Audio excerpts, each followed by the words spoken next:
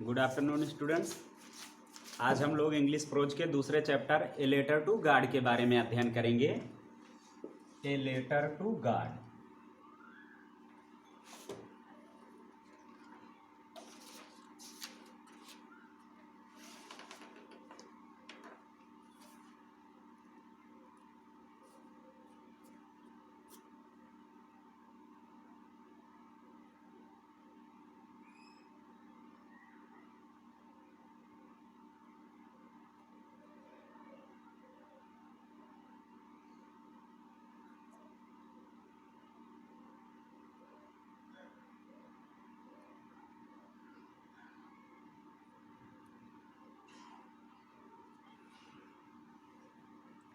तो सबसे पहले हम ये देखते हैं a letter to God chapter जो है, यानी ईश्वर को एक पत्र। लेखक इसके हैं जी.एल. फुंस, जिनका पूरा नाम ग्रेगोरियो लोपेज फुंस था। तो सबसे पहले हम अबाउट द आथर थोड़ा सुन लेते हैं, यानी जी.एल. फुंस के बारे में।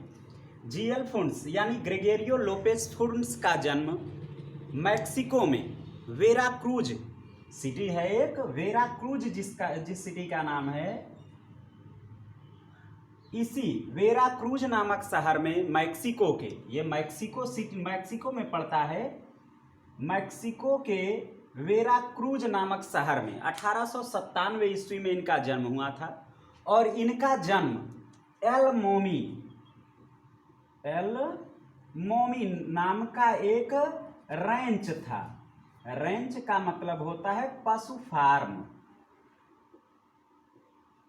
एल मोमी नाम के रैंच यानी पशु फार्म में हुआ था। जी.एल. फुंस का जन्म मैक्सिको के वेराक्रूज शहर में एल मोमी नाम के एक पशु फार्म में हुआ था।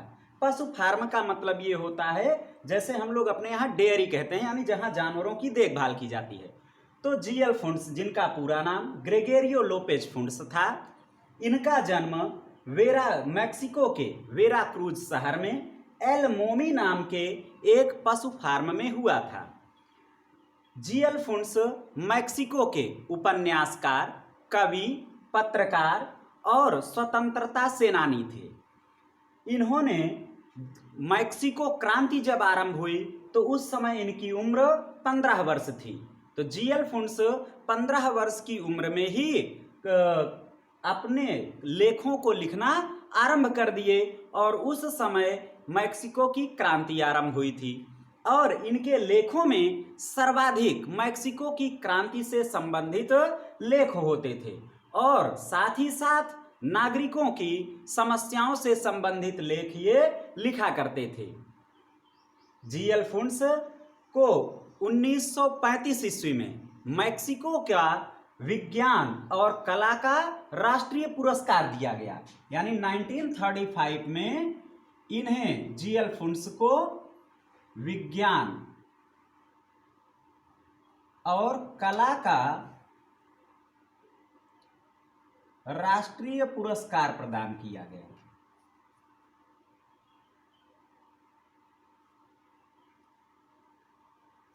और 1966 ईस्वी में 69 वर्ष की उम्र में जी.एल. फुंस की मृत्यु हो गई मैक्सिको सिटी में।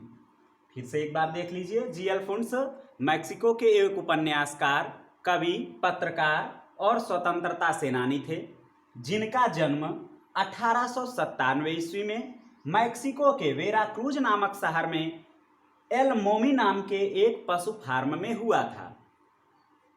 जी.एल. फुंस 15 वर्ष की अवस्था में लिखना आरंभ किए, जिस समय मैक्सिको की क्रांति आरंभ हुई, और इनके लेखों में प्रायः नागरिकों की या वहाँ के स्थानीय अमेरिकी निवासियों के संघर्षों के बारे में लिखा गया होता था। 1935 ईस्वी में जी.एल. फुंस को विज्ञान और कला का राष्ट्रीय पुरस्कार से सम्मानित किया गया, और 1966 ईस्वी में 69 वर्ष की आयु में जी.एल. फुंस की मृत्यु हो गई। ये अबाउट द आथर था। अब हम अबाउट द लेसन सुनते हैं, यानी पाठ के विषय में। पाठ के विषय में ए लेटर टू गॉड नामक कहानी किस पर आधारित है? ए लेटर टू गॉड, ईश्वर को एक पत्र। यह कहानी लेंचो नाम के एक गरीब और परिश्रमी किसान के जीवन पर आधारित है, जिसमें यह बताया गया है कि लेंचो नाम का जो परिश्रमी किसान था वह अपने खेतों में बैलों की तरह या जानवरों की तरह कठिन परिश्रम करता था, जिसके परिणाम से उसकी फसल बहुत ही अच्छी हुई थी।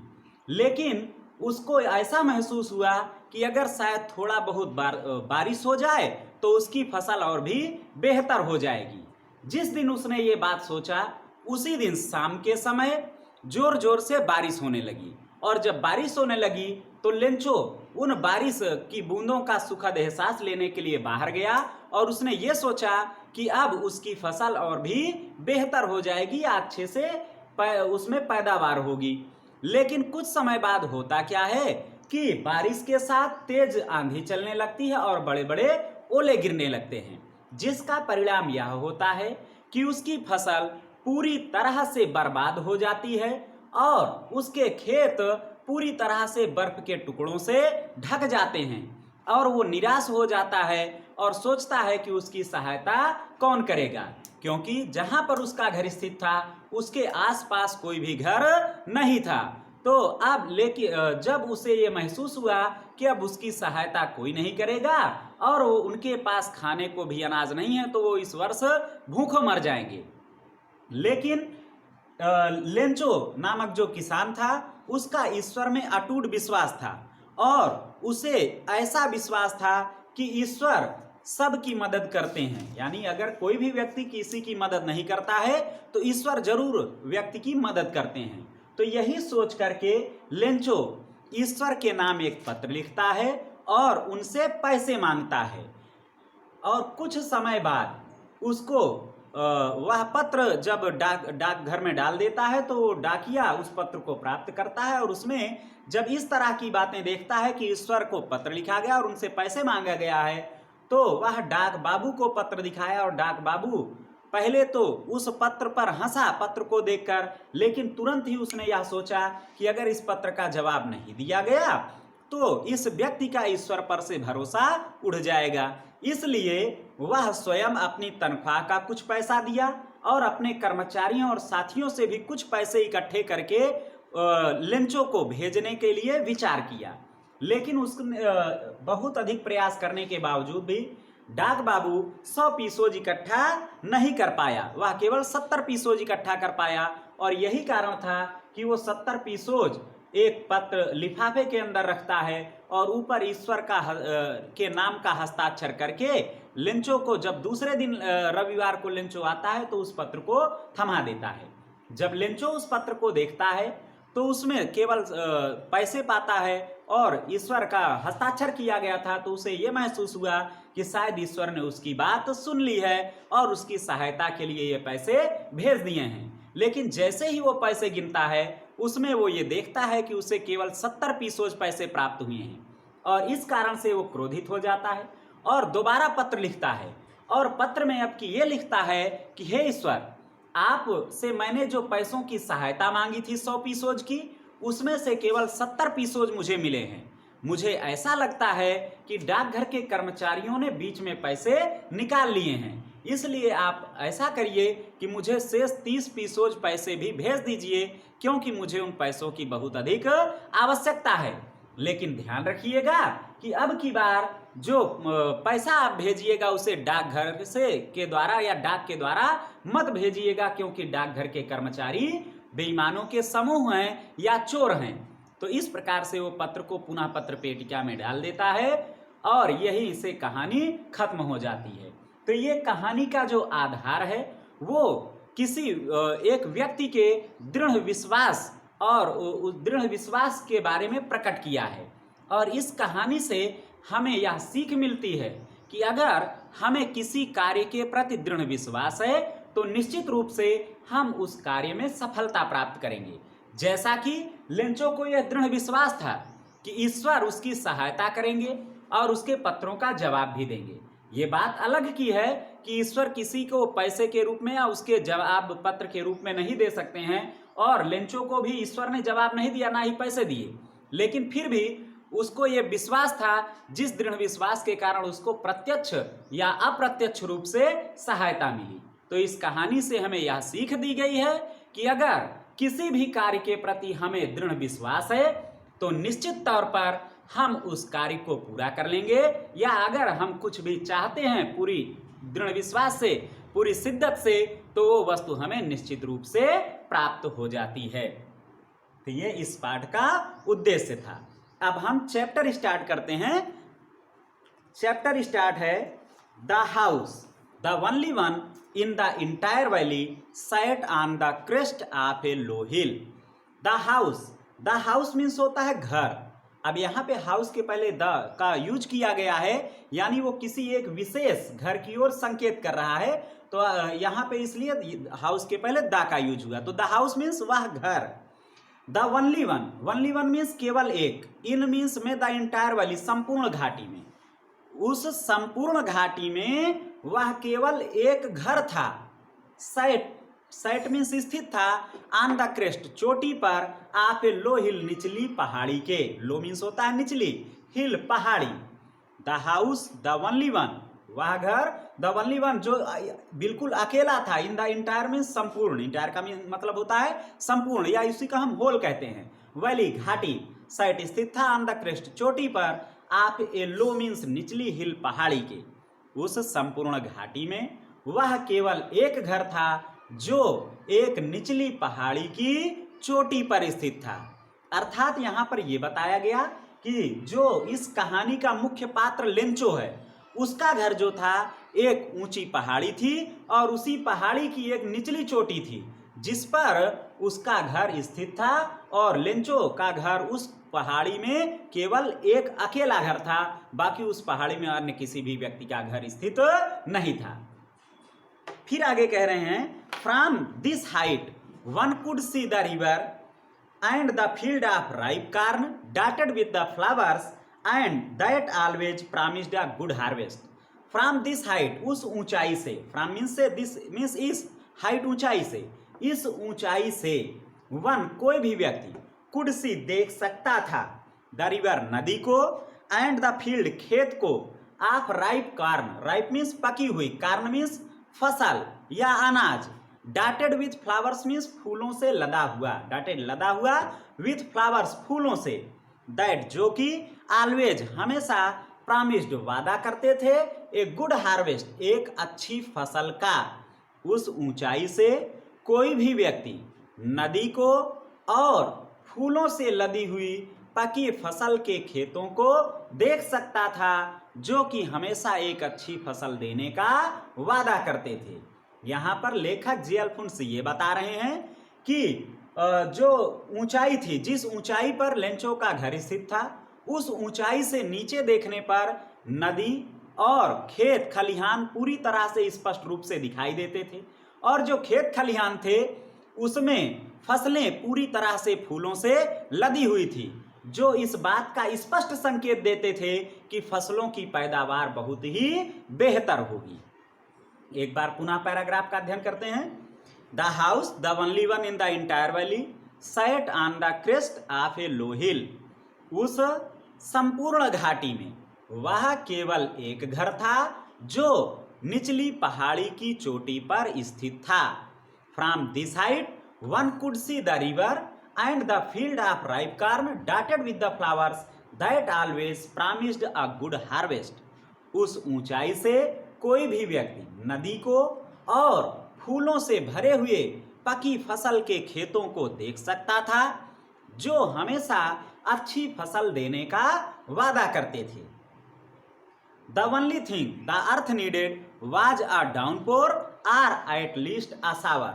The only thing, only means केवल एक, थिंग वस्तु, केवल एक वस्तु, द अर्थ पृथ्वी को नीडेड आवश्यकता थी, केवल एक वस्तु जिसकी पृथ्वी को आवश्यकता थी, वाज वह थी, ए डाउनपोर, डाउनपोर का मतलब होता है मूसलाधार वर्षा अर्थात तेज बारिश, आर अथवा एट लीस्ट कम से कम, ए शावर मीन्स हल्की बौछार। केवल एक वस्तु जिसकी पृथ्वी को आवश्यकता थी वह एक मूसलाधार वर्षा या कम से कम हल्की बौछार थी। लेखक जी अल्फोंस यहाँ पर ये बता रहे हैं कि फसल तो लेंचो की बहुत अच्छी थी, लेकिन अगर थोड़ी बहुत बारिश हो जाती तो उसकी फसल और भी अच्छी हो सकती थी। तो वही यहाँ पर कह रहा है लेखक कि केवल पृथ्वी को अब केवल पानी की आवश्यकता थी, अर्थात खेतों को केवल अब पानी की आवश्यकता थी, बाकी उसमें खाद या उर्वरक की अब कोई जरूरत नहीं थी। सिर्फ बारिश हो जाती तो उसकी फसल और भी बेहतर हो सकती थी। फिर आगे कह रहा है through out the morning. Through out means होता है से, द मॉर्निंग सुबह, सुबह से ही। लेंचो हु न्यू, जो न्यू जानता था, हिज फील्ड्स अपने खेतों को, इंटीमेटली मीन्स होता है घनिष्ठता से या बहुत अच्छी तरह से, हैड डन किया था, नथिंग कुछ भी नहीं, इल्स मीन्स के सिवाय, बट बल्कि सीन देखता रहा, टुवार्ड्स मीन्स की ओर, the north east sky, north east means उत्तर पूर्व स्काई आसमान। सुबह से ही लेंचो जो कि अपने खेतों को अच्छी तरह से जानता था, वह उत्तर पूर्व के आसमान की ओर देखने के सिवाय कुछ भी नहीं किया था। अर्थात आज लेंचो जब अपने खेतों में गया तो वो खेतों में कोई कार्य नहीं किया, बल्कि उत्तर पूर्व के आसमान की ओर देखता रहा। उत्तर पूर्व के आसमान की ओर उसके देखने का कारण ये था क्योंकि उसे ऐसा महसूस हो रहा था कि शायद उत्तर पूर्व से बादलों का समूह आ रहा है और हो सकता है अब बारिश हो जाए। तो वो इसी अनुमान से उत्तर पूर्व के सिर्फ आसमान को निहारता रहा, बाकी अपने खेतों में कोई भी कार्य नहीं किया। पुनः पैराग्राफ रिवीजन करते हैं। The only thing the earth needed was a downpour or at least a shower. केवल एक वस्तु जिसकी पृथ्वी को आवश्यकता थी वह एक मूसलाधार वर्षा या कम से कम हल्की बौछार थी। Throughout the morning, Lencho, who knew his fields intimately, had done nothing else but seen the sky towards the northeast. सुबह से ही लेंचो जो कि अपने खेतों को अच्छी तरह से जानता था, वह उत्तर पूर्व के आसमान की ओर देखने के सिवाय कुछ भी नहीं किया था। Now we are really going to get some water, woman. Now अब we हम are really वास्तव में going जा रहे हैं। टू गेट मीन्स होता है प्राप्त करने या पाने, सम वाटर मीन्स थोड़ा पानी, वुमेन, वुमेन का मतलब होता है औरत, लेकिन यहाँ पर वुमेन लेंचो जो है वो अपनी पत्नी को संबोधित करते हुए कह रहा है। तो वुमेन जो यहाँ पर वुमेन दिया हुआ है उसका मतलब लेंचो अपनी पत्नी को संबोधित करते हुए कह रहा है कि हे प्रिय, हे प्रिय। यहाँ वुमेन का अर्थ जो है वो हे प्रिय से है, अर्थात हे प्रियतमा जो होता है। तो वहां पर लेंचो अपनी पत्नी को संबोधित करते हुए कह रहा है कि हे प्रिय, अब हम कुछ पानी प्राप्त करने जा रहे हैं। Now we are really going to get some water, woman. Lencho कहता है कि हे प्रिय, अब हम वास्तव में कुछ पानी प्राप्त करने जा रहे हैं, या लेंचो कहता है कि हे प्रिय, अब वास्तव में हमें थोड़ा पानी मिलने जा रहा है। The woman who was preparing supper replied yes God's willing. The woman means वह औरत, अर्थात वह औरत का मतलब लेंचो की औरत के लिए कह रहा है। तो कि द वुमेन औरत या अर्थात लेंचो की औरत, हु जो वाज प्रिपेयरिंग, प्रिपेयरिंग मीन्स बना रही थी या तैयार कर रही थी, सपर शाम का भोजन, सपर मीन्स होता है शाम का भोजन, मील ऑफ इवनिंग जिसको हम कहते हैं। तो फिर आगे कह रहा है कि औरत, लेंचो की औरत जो शाम का भोजन बना रही थी, रिप्लाइड उत्तर दिया, यस हाँ, गॉड्स विलिंग ईश्वर की इच्छा। लेंचो की औरत जो शाम का भोजन बना रही थी उसने उत्तर दिया कि हाँ, ईश्वर की इच्छा। अर्थात लेंचो की औरत ने भी जवाब दे दिया कि हाँ, अगर ईश्वर की इच्छा होगी तो हमें वास्तव में आज पानी मिलेगा, अर्थात आज बरसात हो सकती है। Now we are really going to get some water, women. हे प्रिय, अब हम वास्तव में कुछ पानी प्राप्त करने जा रहे हैं। The woman who was preparing supper replied yes God's willing. औरत जो शाम का भोजन बना रही थी उसने जवाब दिया कि हाँ, ईश्वर की इच्छा। The older boys were working in the field while the smaller once playing near the house until the woman called them to all come for dinner. The older boys means बड़े लड़के, वर्किंग कार्य कर रहे थे, in the fields खेतों में, बड़े लड़के खेतों में कार्य कर रहे थे, while जबकि द स्मॉलर वंस छोटे लड़के वर प्लेइंग खेल रहे थे, नियर द हाउस मीन्स घर के बगल। बड़े लड़के खेतों में काम कर रहे थे जबकि छोटे लड़के घर के बगल खेल रहे थे। अंटिल जब तक कि द वुमन औरत ने कॉल्ड बुलाया, देम मीन्स उन्हें, टू ऑल सबको, कम मीन्स आओ फॉर डिनर रात के भोजन के लिए। बड़े लड़के खेत में कार्य कर रहे थे जबकि छोटे लड़के घर के बगल खेल रहे थे, जब तक औरत ने उन सभी को रात के भोजन के लिए नहीं बुलाया। यहाँ पर यह बता रहा है लेखक जी.एल. फुंस कि लेंचो के जो बड़े लड़के थे वे खेतों में काम कर रहे थे और छोटे लड़के घर के बगल खेल रहे थे, और लेंचो के लड़कों का यह कार्य या यह प्रक्रिया, उनकी गतिविधि तब तक चलती रही जब तक कि उसकी औरत ने सबको रात के भोजन के लिए नहीं बुला लिया। जब लेंचो की औरत ने सबको भोजन करने के लिए बुला लिया तो सब के सब अपनी गतिविधियों को या अपने कार्यों को छोड़कर रात के भोजन के लिए चले गए। द ओल्डर बॉयज, फिर से देख लीजिए, the older boys were working in the field while the smaller ones playing near the field until the woman called to them all come for dinner। बड़े लड़के खेत में कार्य कर रहे थे जबकि छोटे लड़के घर के बगल खेल रहे थे, जब तक कि उस औरत ने उन सबको रात के भोजन के लिए नहीं बुलाया। फिर आगे कह रहा है, it was during the meal that just as Lencho had predicted big drops of rain began to fall. It यह वाज था, ड्यूरिंग मीन्स के दौरान या ड्यूरिंग मीन्स के बीच का समय, द मील मीन्स भोजन, यह भोजन के दौरान था या यह भोजन का समय था। जस्ट जैसा कि लेंचो हैड प्रेडिक्टेड, लेंचो ने भविष्यवाणी किया था, जैसा कि लेंचो ने भविष्यवाणी किया था ड्यूरिंग द मील, भोजन के दौरान ही, बिग ड्रॉप्स बड़ी बड़ी बूंदें या फ्रेंड बारिश की बिगैन शुरू हो गई टू फॉल गिरना, जैसा कि लेंचो ने भविष्यवाणी किया था बारिश की बड़ी बड़ी बूंदें गिरना शुरू हो गई। अर्थात अभी थोड़ी देर पहले ही लेंचो ने अपनी पत्नी से कहा था कि शायद आज बारिश होगी, और वैसा हुआ भी। जैसे ही वो लोग खाने के लिए बैठे वैसे ही बारिश होना शुरू हो गई। It was during the meal just as Lencho had predicted big drops of rain began to fall, जैसा कि लेंचो ने भविष्यवाणी किया था भोजन के दौरान ही बारिश की बड़ी बड़ी बूंदें गिरना शुरू हो गई। In the northeast, huge mountains of cloud could be seen approaching.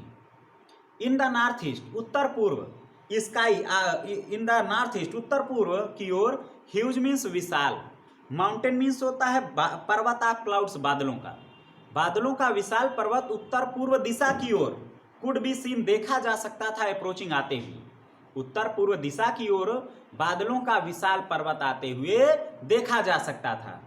The air was fresh and sweet. The air, हवा was fresh, ताजी थी and fresh and sweet, और मधुर थी। हवा में ताजगी और मधुरता थी या हवा ताजी और मधुर थी।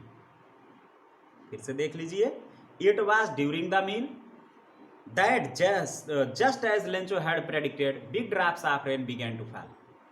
जैसा कि लेंचो ने भविष्यवाणी किया था भोजन के दौरान ही बारिश की बड़ी बड़ी बूंदें गिरना शुरू हो गई। In the north east huge mountains of clouds could be seen approaching, उत्तर पूर्व दिशा की ओर बादलों का विशाल पर्वत आते हुए देखा जा सकता था। The air was fresh and sweet, हवा ताजी और मधुर थी। The man went out for no other reason than to have the pleasure of feeling the rain on his body, and when he returned he exclaimed। the man means वह व्यक्ति का मतलब यहाँ लेंचो की बात कर रहा है। the man वह व्यक्ति went out बाहर गया for no other reason, for means के लिए, no means नहीं, अदर किसी दूसरे रीजन कारण या किसी दूसरे कार्य, वह व्यक्ति किसी दूसरे कार्य के लिए बाहर नहीं गया, then बल्कि to have means पाने के लिए या लेने के लिए, the feeling means होता है अनुभूति, एहसास, of pleasure मीन्स खुशी का, ऑफ रेन मीन्स बारिश का, ऑन हिज बॉडी अपने शरीर पर। वह आदमी किसी दूसरे कार्य के लिए बाहर नहीं गया बल्कि अपने शरीर पर बारिश की बूंदों का सुखद एहसास लेने के लिए बाहर गया। एंड व्हेन ही रिटर्न, और जब वह वापस लौटा तो ही एक्सक्लेम्ड, वह आश्चर्य से चिल्लाया, एक्सक्लेम्ड मीन्स जोर से चिल्लाया या उत्तेजित होकर बोला, तो वह जोर से बोला। The man went out for no other reason than to have the pleasure of feeling the rain on his body. वह व्यक्ति किसी दूसरे कार्य के लिए बाहर नहीं गया, बल्कि अपने शरीर पर बारिश का सुखद एहसास लेने के लिए बाहर गया, और जब वापस लौटा तो जोर से चिल्लाया, These are not raindrops falling from the sky, they are new coins. These ये are not नहीं हैं raindrops, बारिश की बूंदें falling गिर रही from the sky, आसमान से, ये आसमान से बारिश की बूंदें नहीं गिर रही हैं। They are new coins, ये तो नए सिक्के हैं। coins मीन्स होता है सिक्का, ये तो नए सिक्के हैं। यानी लेंचो जब बाहर भीग करके फिर से कमरे में आया तो जोर से चिल्लाते हुए बताता है अपने पत्नी और बच्चों से कि अरे जो बाहर बारिश हो रही है वो बारिश नहीं है, बल्कि वो बिल्कुल नए सिक्कों के समान है। These are not raindrops falling from the sky, ये आसमान से बारिश की बूंदें नहीं गिर रही हैं, बल्कि ये नए सिक्के हैं। The big drops are 10 cent pieces and the little ones are 5. The big drops, बड़ी बूंदें, are 10 cent pieces, 10 सेंट के पीसेस टुकड़े हैं, and और the little ones, छोटी बूंदें, are 5 cents, are 5 सेंट के टुकड़े। बड़ी बूंदें 10 सेंट के टुकड़े हैं और छोटी बूंदें 5 सेंट के टुकड़े हैं या 5 सेंट के सिक्के हैं। तो यहाँ पे सेंट जो है ये करेंसी का नाम है, सेंट मुद्रा का नाम है, और मुद्रा जो ये चलती है ये यूएसए, कनाडा, ऑस्ट्रेलिया, ऐसे देशों में सेंट नाम की मुद्रा चलती है। तो ये जो सेंट होता है ये डॉलर का 100वां भाग होता है, ये सेंट डॉलर का 100वां भाग होता है। जैसे अपने यहाँ मुद्रा क्या है, रुपया होता है। भारत की मुद्रा का नाम क्या है, रुपया। इसको हम इस तरह से सिंबल डिनोट करते हैं रुपए को। तो 1 रुपए में जो होता है वो 100 पैसे के बराबर होता है। तो रुपए की जो छोटी इकाई है वो हम पैसों में डिनोट करते हैं। तो सेम वैसे ही जो सेंट है वो डॉलर की छोटी इकाई है। 100 सेंट इज इक्वल टू $1 होते हैं। 100 सेंट इज इक्वल टू $1। तो यहां पर जो बताया गया उसने ये कहा लेंचो ने कि जो बारिश की बूंदें हैं वो इस सेंट के समान हैं। जैसे अपने यहाँ 10 पैसे 5 पैसे पहले चलते थे, अब तो नहीं चलते हैं। पहले 10 पैसे 5 पैसे 20 पैसे 25 पैसे इस तरह की मुद्राएं चलती थी। तो सेम वैसे ही अमेरिका में छोटी मुद्रा जो डॉलर की छोटी इकाई है उसी को हम सेंट कहते हैं। तो लेंचो जब बाहर भीग करके आता है तो बताता है कि अरे ये बारिश की बूंदें नहीं हैं, बल्कि तो ये पैसे गिर रहे हैं। और उसने पैसों से बारिश की बूंदों की तुलना इसलिए किया क्योंकि उस बारिश की बूंदों से उसकी फसल बहुत ही अच्छी हो सकती थी, जिससे कि उसे अधिक मुनाफा हो सकता था, अधिक पैसे की प्राप्ति हो सकती थी, अधिक लाभ मिल सकता था। यही कारण था कि उसने बारिश की बूंदों की तुलना सिक्कों से की। एक बार फिर से देख लीजिए, these are not raindrops falling from the sky, they are new coins. ये बारिश की बूंदें नहीं हैं, बल्कि ये तो नए सिक्के हैं। ये आसमान से बारिश की बूंदें नहीं गिर रही हैं, बल्कि ये नए सिक्के हैं। The big drops are 10 cent pieces and the little ones are 5। बड़ी बूंदें 10 सेंट के पैसे हैं या 10 सेंट के सिक्के हैं, और छोटी बूंदें 5 सेंट के सिक्के हैं। तो विद्यार्थियों इसको आप लोग रिपीट कर लीजिएगा। बाकी मिलते हैं हम पार्ट 2 में इस चैप्टर के।